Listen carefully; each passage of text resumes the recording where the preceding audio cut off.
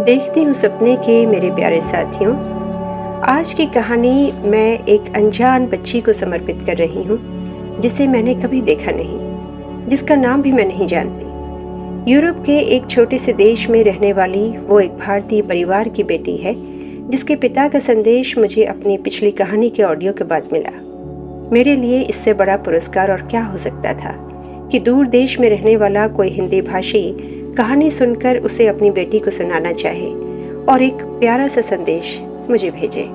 तो आज महान रूसी कथाकार एंटोन चेखव की ही एक और कहानी वांका, उस अनजान बच्ची के नाम। ये कहानी बाल श्रम पर आधारित है।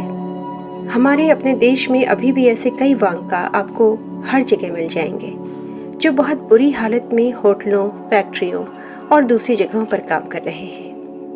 ये कहानी सबसे पहले सेंट पीटर्सबर्ग गैजेट के क्रिसमस सेक्शन में 25 दिसंबर 1886 में छपी थी।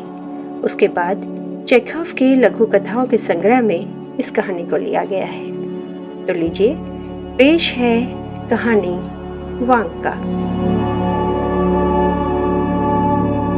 9 साल का वांका ज़ुकोव, जो कि 3 महीने से एल्याहिन नाम के मुची के पास काम सीखता रहा था, बड़े दिन की शाम को बैठा हुआ था।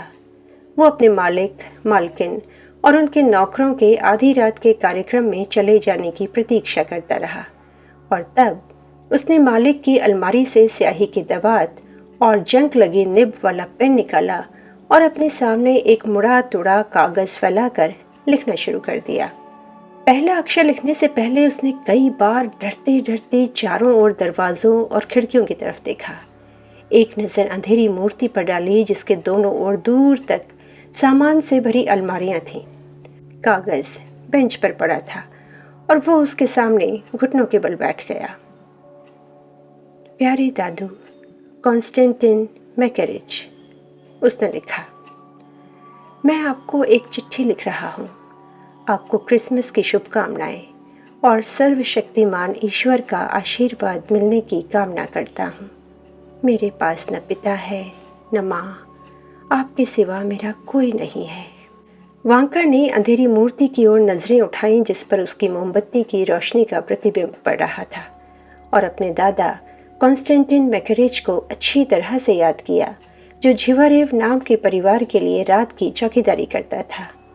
वो 65 साल का दुबला लेकिन असाधारण रूप से फुर्तीला और ठिगना सा जिंदा दिल बूढ़ा आदमी था, जिसका चेहरा हमेशा हंसता हुआ और आंखें नशीली थीं।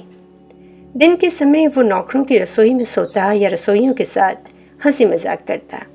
रात के समय वो मोटी सी भेड़ की खाल पहने मैदान के चारों ओर चक्कर लगाता और अपनी छोटी सी छड़ी से ठोकता जाता। बूढ़ा काश्तंका और ईल, जिसे उसके गहरे काले रंग और नेवले जैसे शरीर के कारण ये नाम दिया गया था, उसके पीछे सिर लटकाए घूमते रहते।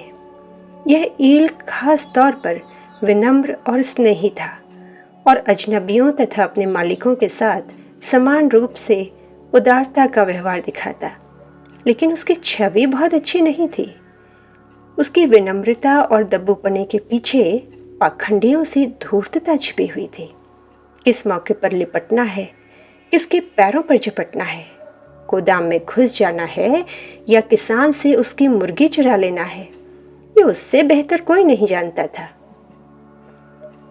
एक से अधिक बार उसके पिछले पैर करीब करीब उखाड़ दिए गए थे। 2 बार उसे टांग दिया गया था। हर हफ्ते अधमरा होने तक उसकी कुटाई की जाती, लेकिन वो फिर से जी उठता। इस समय दादू गेट पर खड़े चर्च की लाल खिड़कियों को तिरछी निगाह से देखते, अपने ऊंचे जूतों को ठोकते हुए नौकरों से हंसी मजाक कर रहे थे। उनकी छोटी सी छड़ी उनकी बेल्ट पर लटकी हुई थी।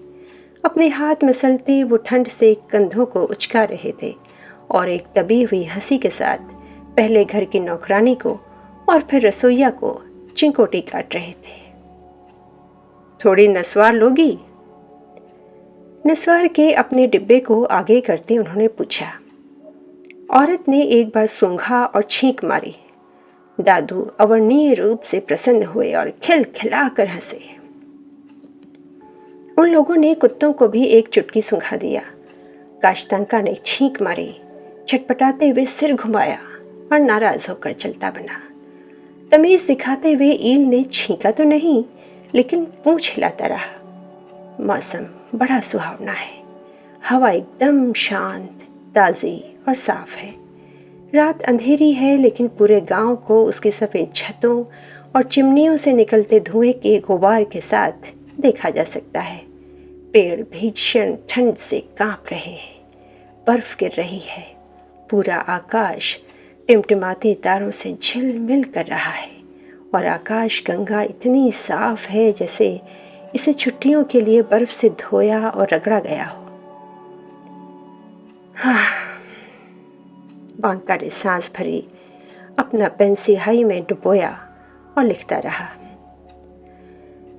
कल मुझे मार पड़ी। मालिक मुझे बालों से पकड़कर बाहर आंगन में घसीट लाया और मुझे बूट स्ट्रेचर से मारा, क्योंकि जब मैं उनके बच्चे को पालने में झुला रहा था तो गलती से सो गया था। 1 हफ्ते पहले मालकिन ने मुझे एक हेरिंग साफ करने को कहा। मैंने पूंछ की तरफ से साफ करना शुरू किया कि मालकिन ने हेरिंग पकड़ा और उसका सिरा मेरे चेहरे पर दे मारा। काम करने वाले मुझ पर हंसते हैं और मुझे वोदका लेने के लिए शराब खाने भेजते हैं। वे मुझसे कहते हैं कि मैं उनके लिए मालिक के खीरे चुरा कर लाऊं, और तब मालिक को जो कुछ भी हाथ में पड़ता है उसी से मुझे पीटता है। यहाँ खाने को कुछ भी नहीं है। सुबह वो मुझे खाने के लिए ब्रेड देते हैं, रात में दलिया और शाम को फिर से ब्रेड। लेकिन जहाँ तक चाय या सूप का सवाल है, मालिक और मालकिन उसे पूरा खुद निकाल जाते हैं। मुझे गलियारे में सुलाया जाता है और जब उनका मनहूस बच्चा रोता है तब मुझे बिल्कुल भी नींद नहीं आती, बल्कि मुझे पालने को झुलाना पड़ता है। प्रिय दादू, मुझ पर इतना उपकार करो, मुझे यहाँ से गांव के घर ले जा लो। ये सब मेरी बर्दाश्त के बाहर है। मैं तुम्हारे पैर पड़ता हूँ और भगवान से हमेशा तुम्हारे लिए प्रार्थना करूँगा। कृपा करके मुझे यहाँ से ले जाओ, वरना मैं मर जाऊँगा। वांका का मुंह भिज गया। उसने काली मुट्ठी से अपनी आंखें पोंछी और सिसक पड़ा। मैं तुम्हारे सूंघने के लिए चून बना दूंगा, वो लिखता रहा। मैं तुम्हारे लिए प्रार्थना करूंगा, और अगर मैंने कुछ गलत किया तुम मुझे सिदोर की बकरी की तरह पीट सकते हो। यदि तुम्हें लगता है कि मेरे पास कोई काम नहीं है तो जीसस की कसम, मैं मैनेजर से विनती करूंगा कि वो मुझे अपने जूते साफ करने दे, या मैं फेदका की जगह चरवाहे का काम कर लूँगा। प्रिय दादू, ये मेरी सहन शक्ति के बाहर है। ज़िंदगी बेकार हो गई है।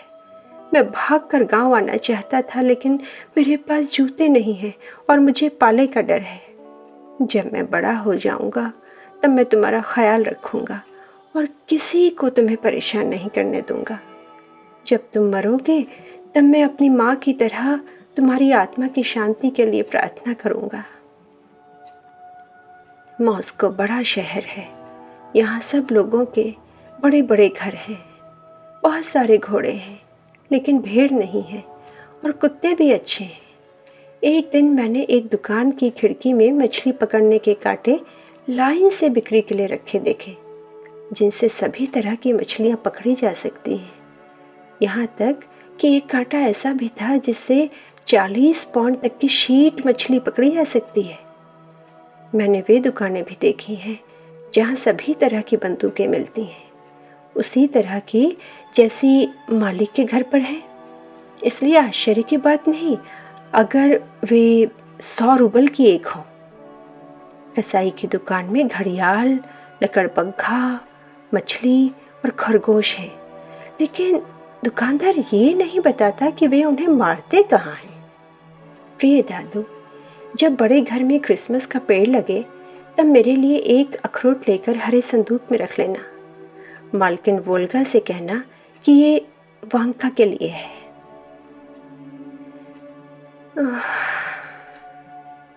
वांका ने कपकपाती हुई आह भरी और फिर खिड़की की तरफ देखने लगा।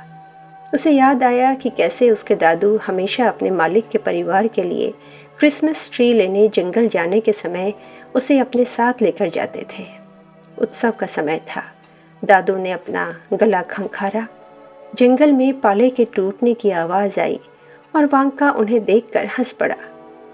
क्रिसमस ट्री काटने से पहले दादू चिलम पीते, चुपचाप एक चुटकी सूंघनी सूंघते और वांका को देख हंसते। भीषण पाले से ढके देवदार के हरे भरे पेड़ एकदम स्थिर खड़े थे, ये देखने की कौन पहले धराशायी होगा। जहाँ भी देखो एक खरगोश बर्फ के फाहों के ऊपर से तीर की तरह उड़ जाता। दादू चिल्लाते हुए कहते, पकड़ो पकड़ो उसे पकड़ो, ओह ये दुम कटा शैतान। जब दादू क्रिसमस ट्री काट लेते तब उसे घसीट कर बड़े घर में ले जाते और वहाँ उसे सजाने के काम में जुट जाते। ओल्गा, जो वांका को बहुत पसंद थी, वह सबसे अधिक व्यस्त रहती।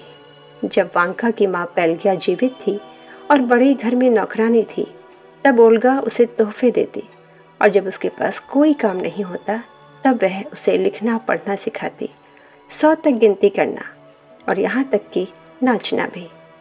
जब पेल्गिया की मृत्यु हुई तब उसके बाद वांका को अपने दादू के साथ रहने के लिए रसोई में भेज दिया गया और रसोई से मास्को के मोची की रसोई में। आ जाओ दादू, वांका ने चिट्ठी में लिखना जारी रखा। तुम्हें जेजेस की सौगंध, मैं तुमसे भीख मांगता हूँ, मुझे यहाँ से ले जाओ। मुझ जैसे दुखियारे अनाथ पर रहम करो। यहाँ हर कोई मुझे मारता है और मैं बुरी तरह से भूखा रहता हूँ। मैं तुम्हें बता नहीं सकता कि दुख क्या होता है। मैं हर वक्त रोता रहता हूँ। उस दिन मालिक ने मुझे इस तरह मारा कि मैं गिर पड़ा। मेरी जिंदगी बर्बाद हो गई है। मेरा हाल कुत्ते से भी बुरा है। मैं अल्योना, एक आंख वाले यगोरिका और गाड़ी वाले को प्यार भेज रहा हूँ और मेरा बाजा किसी को मत देना। तुम्हारा ही पोता इवान जुकोव। आ जाओ दादू। वांका ने चिट्ठी के कागज को 2 बार तहाकर उस लिफाफे में डाल दिया जो उसने पिछले दिन 1 कोपेक में खरीदा था। थोड़ा सोचने के बाद उसने स्याही में पेन डुबोया और पता लिखा, गांव में दादू को। फिर उसने अपना सिर खुजाते हुए कुछ सोचा और उसमें जोड़ा, कॉन्स्टेंटिन मैकेरिच। इस बात पर खुश होते हुए कि उसे लिखने से किसी ने नहीं रोका, उसने अपनी टोपी पहनी और अपना छोटा सा बड़ा कोट पहने बिना ही केवल कमीज पहने गली में दौड़ गया। पिछले दिन की पूछताछ में कसाई खाने के दुकानदार ने उसे बताया था कि चिट्ठियाँ पोस्ट बॉक्स में डाली जाती थीं और वहाँ से उन्हें शराबी ड्राइवरों और घंटी बजाती डाकगाड़ियों में पूरी दुनिया में ले जाया जाता था। वांका भागता हुआ नज़दीक के पोस्ट बॉक्स तक गया और वो कीमती पत्र उसमें सरका दिया। 1 घंटे बाद मीठी आशाओं से भरा वो गहरी नींद सो गया। उसने रसोई का सपना देखा। उसके दादू रसोई में अपनी नंगी टांगें लटकाए बैठे थे और उसकी चिट्ठी पढ़कर रसोइयों को सुना रहे थे। चूल्हे के पास ईल अपनी पूंछ हिलाता हुआ बैठा था।